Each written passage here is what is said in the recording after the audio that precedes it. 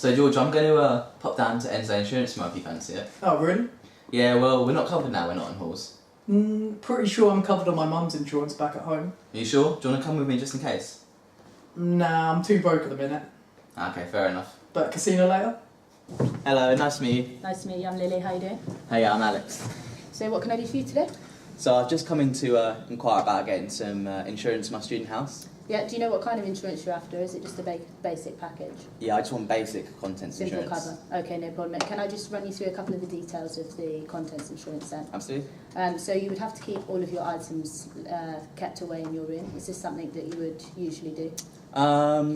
Yeah, I always keep my items in my room. Asymmetric information arises here because the agent has more information than the principal.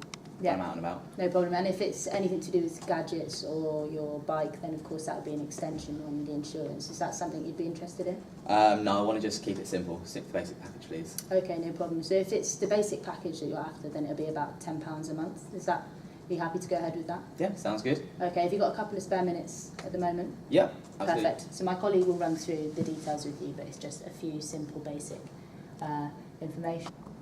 Now the agent has taken out insurance, he has a lack of incentive to guard against risk. This is known as moral hazard.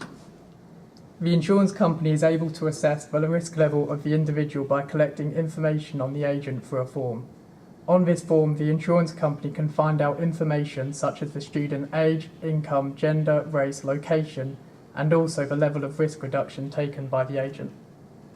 The level of premium the agent pays can be determined by factors such as whether they have a smoke, burglar or fire alarm installed, have made any past claims, or even if they live in a road with a history of burglaries. This risk mitigation represents the principal-agent theory.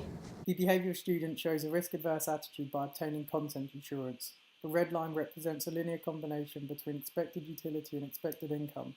The concave green line shows that he's prepared to pay a greater risk premium because he is more risk-averse.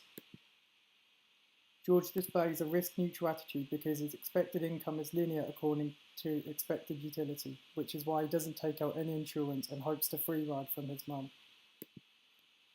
It's difficult to show risk-loving attitude in the insurance market because a risk-loving attitude would mean paying to take a risk, for example going to a casino.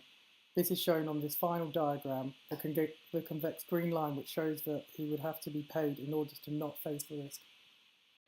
Under perfect competition, the insurance market would set the premium to an actually fair rate. An actually fair premium is setting the cost of insurance equal to the expected value of compensation received. This is represented on the diagram. However, we know that the insurance market isn't perfectly competitive. If we assume there is no adverse selection, insurance companies could separate equilibriums. This is demonstrated on this diagram.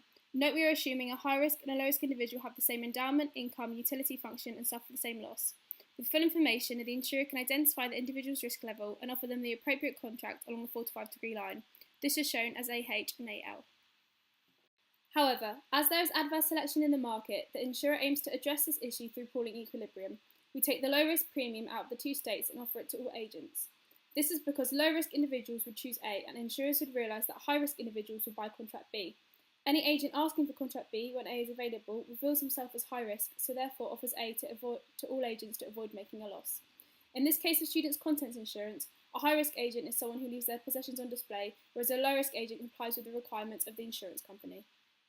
By insurance companies offering a no claims bonus or stating that students have to pay an excess fee towards a claim, we can reduce the risk of moral hazard. Another solution that falls under independent certification of risk would be to require students to take a psychometric test to help to understand how risky they are.